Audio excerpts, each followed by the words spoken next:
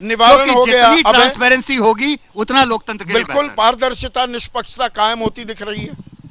देखिए, जब भी क्वांटिटी के ऊपर बहुत जोर दिया जाए, आप चुनाव आयुक्त की प्रेस कॉन्फ्रेंस देखिए, जब यह कहा जाए कि हमारा लोकतंत्र कितना बड़ा है, हमारे वोटरों की संख्या कितनी ज्यादा है, हमारा क्षेत्रफल बहुत ज्यादा है, और क्वांटिटी पे ही जोर से आप क्वालिटी निकालना चाहें तो मान लीजिए कि क्वालिटी में बहुत लोचा है। असली गड़बड़ वहां पे है। आपने हमसे सवाल पूछा था सुबह मुझसे कि भाई कौन कौन से वो 3 मुद्दे हैं जो आप चाहेंगे कि चुनाव आयुक्त उनका जवाब दें। तो हम सब लोग वहां जितने लोग बैठे थे, सब लोग इस बात पे मोटे तौर पे सहमत थे कि जो चुनाव की प्रक्रिया की जो क्वालिटी है, उस क्वालिटी को सुनिश्चित करने के बारे में जो सवाल उठे हैं उनको उन्हें संबोधित करना चाहिए। मेरा मानना है कि उनको संबोधित करने की बजाय उनका जोर यह दिखाने पर रहा कि हमारी जो कवायद थी वो कितनी विशाल थी, कितनी मुश्किल थी, इसमें कितने लोग लगे हुए थे, करोड़ों के फिगर आए, महिलाओं के फिगर आए और पुरुषों का अंक आया।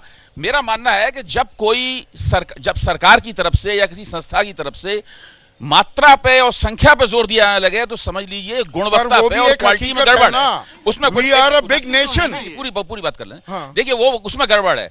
इसमें क्या है कि शुरू से ही इनको हर चीज का, जो यशवंत जी भी कह रहे हैं, आप भी कह रहे हैं, अगर भाई विपक्ष को इतना संघर्ष क्यों करना पड़ा, विपक्ष को इतने सवाल क्यों उठाने पड़े, क्यों एक सिलसिलेवार एक लंबी 2, 2.5, 3 महीने की एक जद्दोजहद है जो लगातार चल रही है।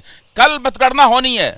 आज सवेरे तक हम लोग इस बात पे बहस कर रहे थे कि डाक के मतपत्रों की गिनती शुरू में होनी चाहिए कि बाद में होनी चाहिए। ऐसा क्यों हुआ भाई, क्यों हुआ?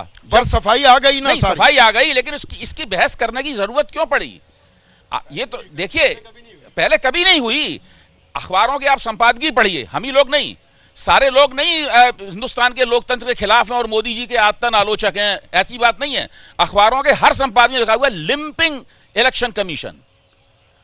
बिल्कुल, ये इलेक्शन कमीशन पूरे व्यवहार में सरकार का प्यादा लगता है, विपक्ष की किसी भी बात को बहुत मुश्किल से सुनता है, मुश्किल से उसकी प्रतिक्रिया करता है। अब है वो अग्नि परीक्षा है चुनाव आयोग की। नहीं, निश्चित रूप से अभी जो प्रभु जी जो बात कह रहे थे कि कल कई तरह के संघर्षों का खतरा है, मैंने तो इस हद तक नहीं सोचा था जाके कि ऐसा कुछ होगा, लेकिन अगर वो इतने तजुर्बेकार हैं, वो कह रहे हैं, तो इस बात को सुनिश्चित किया जाना चाहिए कि कल ये सब ना हो। आप हल्के में अपनी उम्र अपने आप को पूरा युवा बता गए और प्रभु जी को आपने बुजुर्ग कैटेगरी में डाल दिया, मार्गदर्शक मंडल में डाल दिया जी।